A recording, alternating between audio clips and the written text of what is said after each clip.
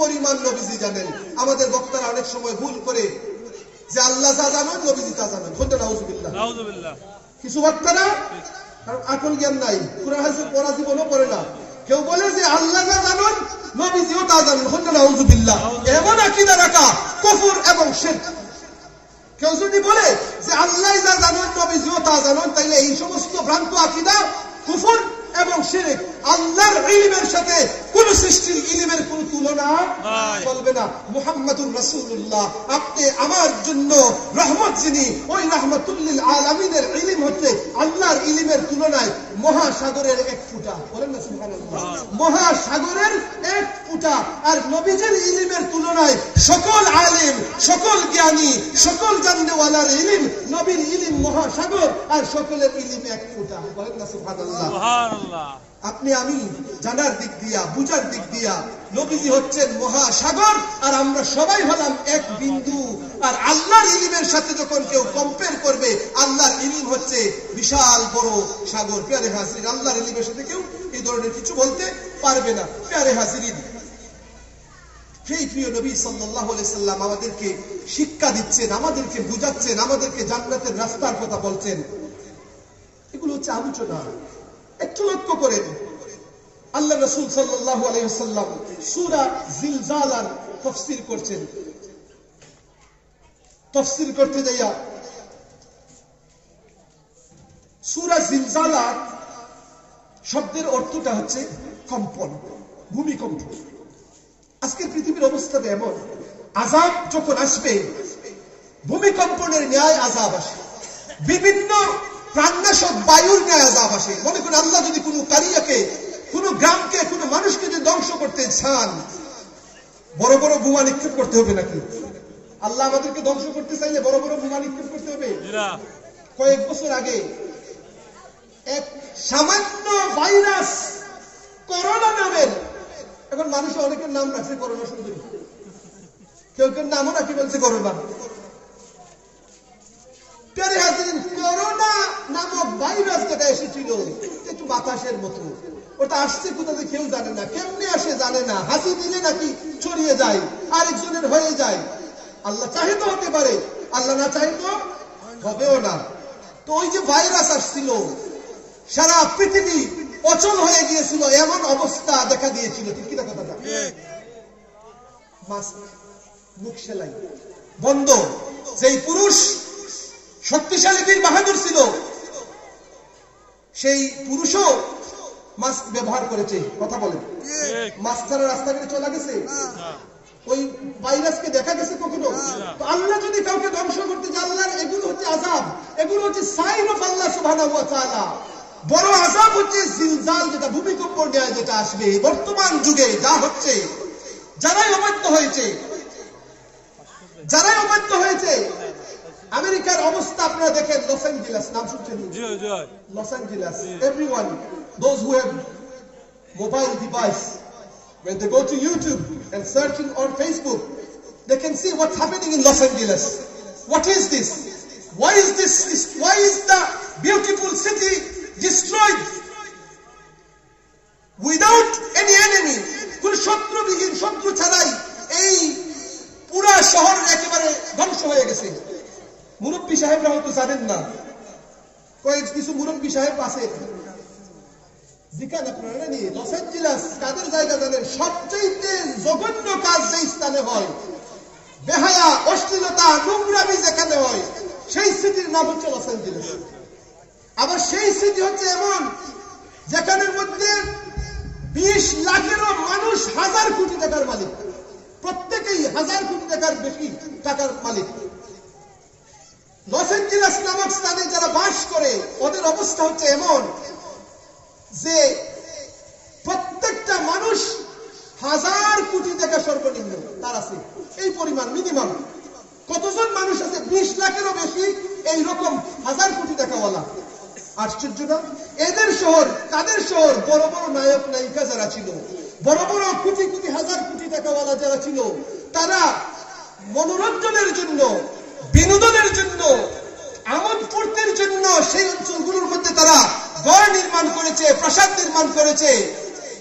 ওই জায়গাগুলো বাতাসের মাধ্যমে আল্লাহ আগুন দিয়ে একেবারে নেস্তে নাবুদ করে একেবারে ধ্বংস করে দিচ্ছেন। আমরা ভাবলাম, যখনই দেখি এই ভিডিও চিত্রগুলো, তখন আল্লাহু আকবার না বলে মুখ জীবনে কখনো বন্ধ করা যায় না। একবার হলেও আল্লাহু আকবার ধ্বনি আসবে, আল্লাহু আকবার, তুমি কতই না মহান আল্লাহ। যেই সমস্ত জালিমরা ফিলিস্তিনের নিরীহ ছোট ছোট শিশুদেরকেও মায়া করে নাই, মহব্বত করে নাই, একটু মায়া মমতা দেখায় নাই। সারা পৃথিবী যত পাওয়ার রয়েছে, সকল পাওয়ার সম্মিলিত হয়ে, বিশেষ করে আমেরিকার মতো রাষ্ট্র, লন্ডনের ইংল্যান্ডের মতো রাষ্ট্র, ইংল্যান্ডেও কখন গজব আসবে বলা যায় না, কারণ জুলুম যারা করে তাদেরকে আল্লাহ সুযোগ দেন, ছাড় দেন, ছেড়ে দেন না, আল্লাহ ছাড়েন না। ইন্না বাতশা রব্বিকা লাশাদীদ, আল্লাহ বলেন আল্লাহর পাকড়াও হচ্ছে অধিক কঠিন। It is very strong and powerful. If a DC catches you, if a prime minister catches you, আরেকজন বিশ্ব নেতা আপনাকে মুক্ত করে নিতে পারবে, প্রধানমন্ত্রী, দেশের প্রধানমন্ত্রী আপনাকে পাকড়াও করলে। But when Allah catches someone, কিন্তু আল্লাহ যখন কাউকে পাকড়াও করেন, কোন শক্তি নাই যে আল্লাহর হাত থেকে, আল্লাহর পাকড়াও থেকে আপনাকে বাঁচাইতে পারবে। কথা বলেন ঠিক কিনা? আমেরিকা এমন শক্তি, ওই আমেরিকার শক্তিকে আল্লাহ একটু বাতাস দিয়া, নমরুদকে, ফেরাউনকে আল্লাহ একটু বাতাস দিয়া তার উপর আযাব এবং বিপদ পতিত করেছিলেন। বাতাস আসলো, ফেরাউনের দলের যেভাবে মুসা আলাইহিস সালামকে ধ্বংস করার জন্য ফেরাউন যেভাবে শিশু বাচ্চাদেরকে, মুসা নবীর পুত্রের বাচ্চাদেরকে জীবন্ত হত্যা করেছিল, আল্লাহ মৃদু বাতাস দিয়ে ফেরাউনের জাতের সবাই নিয়ে সকল বাচ্চাদেরকে একেবারে ধ্বংস করে দিয়েছিলেন। প্যারে হাজিরিন, বাতাসের মাধ্যমে আযাব আসবে, বড় বড় আযাব যখন আসবে, কিয়ামত যখন সন্নিকটে চলে আসবে, আল্লাহ বলেন ইযা যুলজিলাতিল আরদু জিলজালাহা ওয়া আখরাজাতিল আরদু আসফালাহা ওয়া ক্বালাল ইনসানু মা লাহা। ভূমিকম্প, ভূমিকম্পের পর কম্প, 2 মিনিট মানুষ ভাববে যে ভূমিকম্প মনে শেষ, আবার ভূমিকম্প, ভাববে মনে হয় ভূমিকম্প শেষ, আবার ভূমিকম্প। ইযা যুলজিলাতিল আরদু জিলজালাহা, when the word ইযা is used, ইযা যখন শব্দ আসে তখন ইযা মানে হচ্ছে ইজ আর ইজা দুইটা এক জাতের শব্দ। ওয়া ইজ ইয়ারফাউ ইব্রাহিমুল কাওয়াইদা, আর ইজা দুইটি শব্দ, আরবিক শব্দ, দুইটা শব্দের একটা হচ্ছে ইজ, when ব্যবহার করা হয়, when যখন ব্যবহার করা হয়, এই ইজ শব্দটা অতীতকালের জন্য ব্যবহার করা হয়, আর ইজা শব্দ যখন ব্যবহার করা হয় ভবিষ্যৎকালের জন্য ব্যবহার করা হয়। যখন ইজা যুলজিলাতিল আরদু জিলজালাহা, যখন কম্পন হবে, ভূমিকম্প যখন আসবে, ভূমিকম্পনের পর ভূমিকম্প মফুলে মতলব ব্যবহার করে এখানে বলা হয়েছে কম্পনের মতন কম্পন হবে। what type of ভূমিকম্প, what type of earthquake? কেউ ভাববে যে মনে হয় বন্ধ হয়ে যাবে, আবার দেখা যাবে মানুষ পড়ে যাচ্ছে। এইভাবে বারবার যখন ভূমিকম্প হবে, আল্লাহ বলেন ওয়া আখরাজাতিল আরদু আসফালাহা, what will happen? জমিনের নিচে থাকা যত ধনরত্ন আছে, এমনকি কিয়ামত হওয়ার পূর্বক্ষণে হাসুরবাসীরা উঠবে, অথবা কিয়ামতের পূর্বক্ষণে ভূমিকম্পনের সাথে যদি যত লাশ আছে সেগুলো কবর থেকে এমনিতেই লাশগুলো উঠে যাবে। আল্লাহ রাসূলের তাফসীর।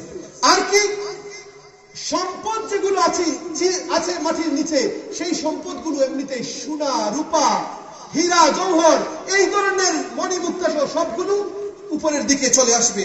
ওয়াকালাল ইনসানু মা Laha, people will say what happened to the land, what's happening, what is this? ইয়াউমাইযিন তুহাদ্দিসু আখবারাহা বিআন্না রাব্বাকা আওহা Laha, ইয়াউমাইযিন, and that day সবকিছু আপনাকে বলে দেওয়া হবে। কেন জমিন সবকিছু বলবে? কি বলবে তার ব্যাখ্যা এসেছে, whatever you have done on the earth, on the land, জমিনে আপনি যা করেছেন সবকিছু বলবে যে অমুক অমুক অমুক এই কাজ করছে, ওই কাজ করছে, ওই কাজ করছে, ওই নাফরমানি করছে, চুরি করছে, ডাকাতি করছে। প্যারে হাজির, ওয়াকালাল ইনসানু মা লাহা, এর তাফসীরের মধ্যে এসেছে আতা রাজুলুন ইলা রাসূল সাল্লাল্লাহু আলাইহি সাল্লাম ফাকালা আকরানি ইয়া রাসূলুল্লাহ, ইয়া রাসূলুল্লাহ, এক ব্যক্তি এসে বলল ইয়া রাসূলুল্লাহ আমাকে একটু তেলাওয়াত শিখান, এই সূরার তাফসীর আমাকে একটু তিলাওয়াত শিখান। আল্লাহ রাসূল বললেন ইকরা সালাসাম মিন জাতি আলিফ লাম রা। আল্লাহ নবী বলেন আলিফ লাম রা সূরা যেটা সেটা 3 বার পড়ো। ওই ব্যক্তি বললেন ফাকালা লাহু রাজুলুন কাবুরা সিন্নি ওয়াস্তাদা কলবি ওয়া খানুজা লিসানি, ইয়া রাসূলুল্লাহ আমার বয়স অনেক হয়ে গেছে, কাবুরা সিন্নি আমি বৃদ্ধ হয়ে গেছি, এবং উনার মতো বৃদ্ধ মায়ের চাইতে বৃদ্ধ, আমার শ্বশুর শাশুড়ির চাইতে আরো বৃদ্ধ। এমন একজন যায় বললেন ইয়া রাসূলুল্লাহ আমাকে কিছু সূরা শিক্ষা দেন। আল্লাহ নবী বললেন আলিফ লাম রা তিলাওয়াত করো 3 বার। উনি বললেন, উনার মতো মানুষ বললেন ইয়া রাসূলুল্লাহ আমি তো বয়স্ক, অনেক বয়স হয়ে গেছে, আমার হাতও তেমন বেশি কাজ করে না, হাত কাঁপে এমন অবস্থা, আর আমার জিহ্বাও ভারী হয়ে গেছে, কথা তেমন ঠিক মতো বলতে পারি না। ছোট বাচ্চারা যেভাবে ফটফট করে কথা বলে আমরা কি সেইভাবে বলি, উনারা কি সেইভাবে বলেন? অর্থাৎ ইয়া রাসূলুল্লাহ আমার জবানটাও এইরকম হয়ে গেছে। প্যারে হাজিরিন, আল্লাহ রাসূল তখন আবার বললেন তাহলে ফাকরা মিন জাতি হামিম, সূরা হামিম তিলাওয়াত করো।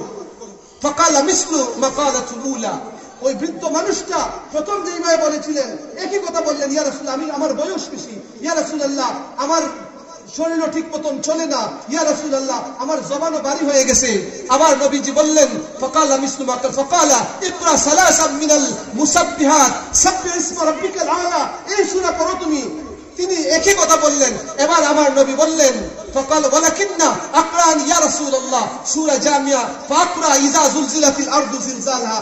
তিনি বললেন ইয়া রাসূলুল্লাহ আমাকে ছোট্ট একটা সূরা, আপনি আস্ত একটা সূরা আপনি শিক্ষা দেন। আমার নবী বললেন যে তুমি সূরা ইযা যুলজিলাতিল আরদু জিলজালহা তিলাওয়াত করো। তারপরে কি হবে ইয়া রাসূলুল্লাহ? ওয়াল্লাযী বা'সাকা বিল হাক্কি।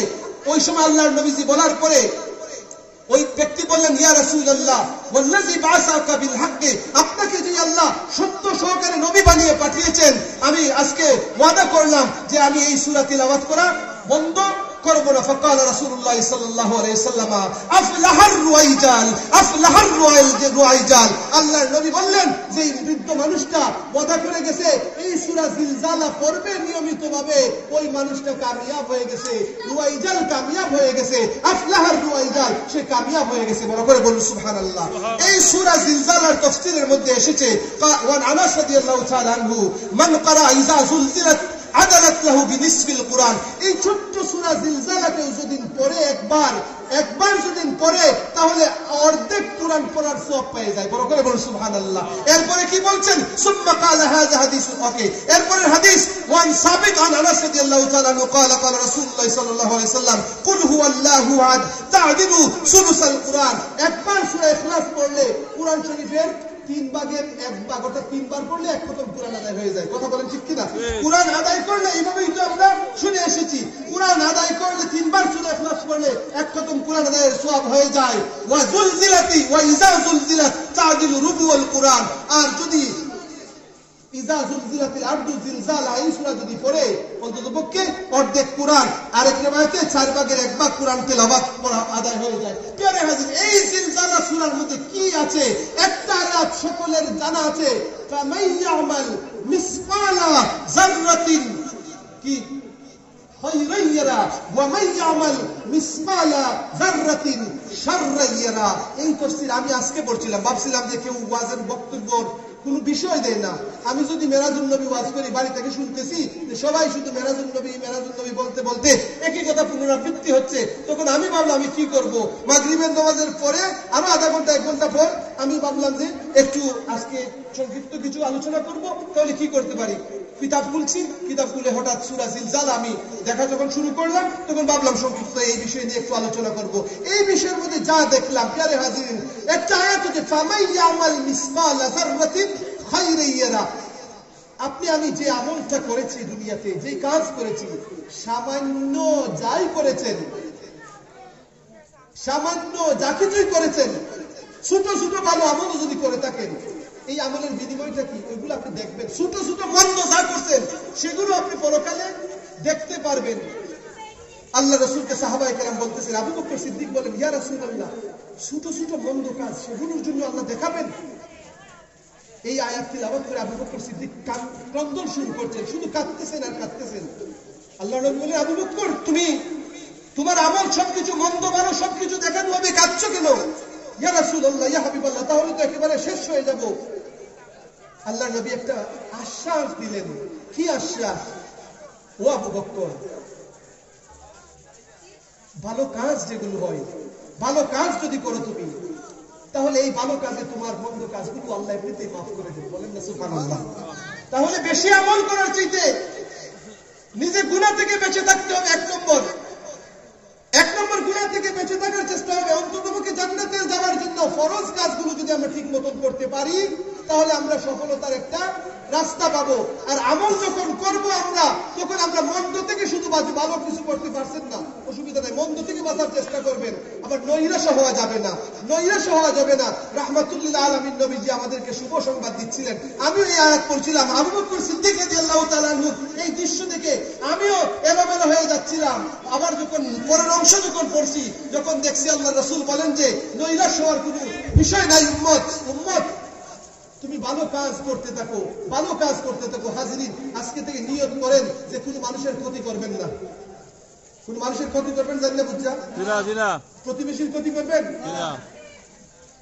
এক নম্বর, ভালো আমরা যদি কারো যদি ক্ষতি না করি যদি, তাইলে আমরা সফলতা পাবো। উত্তম প্রতিবেশী সেই প্রতিবেশী যে তার প্রতিবেশীর কাছে ভালো।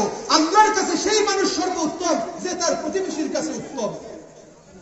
আপনার সাথে কেউ যদি মনে করেন এমন আচরণ করলো, ওয়াজ শুনছেন, ওয়াজে যারা আসে নাই তারা যদি ভুল করে ফেলে কেউ, সে হয়তো পরবর্তীতে আমল করবে, কিন্তু আপনারা যারা শুনে যাচ্ছেন, ওয়াদা করে নেন আজকে থেকে যে আপনি অন্ততপক্ষে জানিয়া বুঝিয়া কাউকে কষ্ট দিবেন না।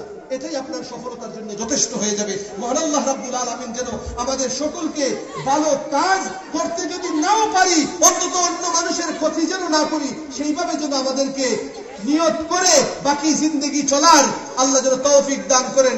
মাইয়াহদিল্লাহ ফাহুয়াল মুহতাদ ওয়া মান ইউদ্লিল ফালান তাজিদ লাহু ওয়ালিয়্যান মুরশিদা। আল্লাহ যাকে হেদায়েত করবে সেই হেদায়েত প্রাপ্ত হবে, আর আল্লাহ যাকে পথভ্রষ্ট করবেন সে কোনোদিন হেদায়েতকারী পাবে না। আল্লাহ রাব্বুল আলামিন যেন আমাদের সকলকে হেদায়েতের উপর যেন প্রতিষ্ঠিত রাখেন। ওয়া আখিরু দাওয়ানা আলহামদুলিল্লাহ, মা আসসালাম। আসসালামু আলাইকুম ওয়া রাহমাতুল্লাহ।